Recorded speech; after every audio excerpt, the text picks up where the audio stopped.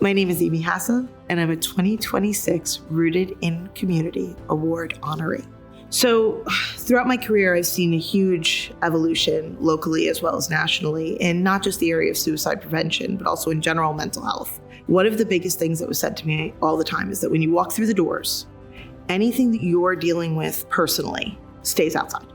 There was that expectation of professionals that we weren't people. And I started working with an organization called Mental Health Association of Atlantic County.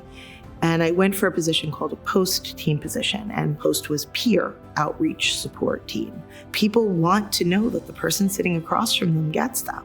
It means that I'm a person and I'm a real person that's had real experiences. Walking through the doors, utilizing my experiences. And there's a different conversation when you're allowed to feel that it has value in your world, because then you're authentically able to tell somebody it has value in theirs. Now I'm out in the field and we're working with, just different generations, different backgrounds, different experiences.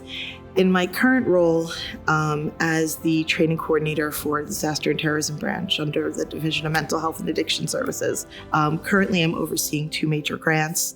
The first one is a mental health awareness training grant, which allows us to provide these courses that are certification courses called QPR and Mental Health First Aid to individuals, organizations, and communities that really do need to know more because they haven't had those opportunities to really learn about these concepts previously. Getting people to believe that this has value, getting people to see how much this matters, and starting conversations about things that people are afraid to start conversations about.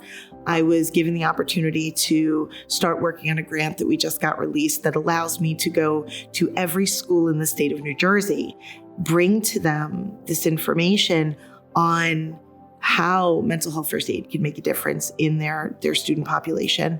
I think that the more we let people know that this is not something that is outside of their capability, the more that it empowers them to step into these conversations. It really does allow individuals who have no experience with this at all build a very real, actionable toolbox that they can reach into when they're in that place where they were just told that somebody's in the worst moment of their lives.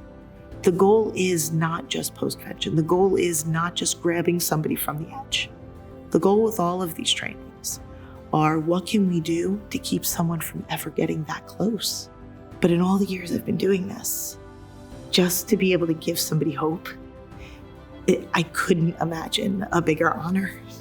The challenges are diverse. It's just a matter of being willing to sit back and say, tell me what the barriers are. You want to make sure that you're understanding what the pitfalls, what the barriers, what the brick walls and the detours are to them being able to embrace a real conversation about mental health and suicide prevention that really does allow us to start to face some of those barriers, start to get into some of those communities, is that I am just grateful.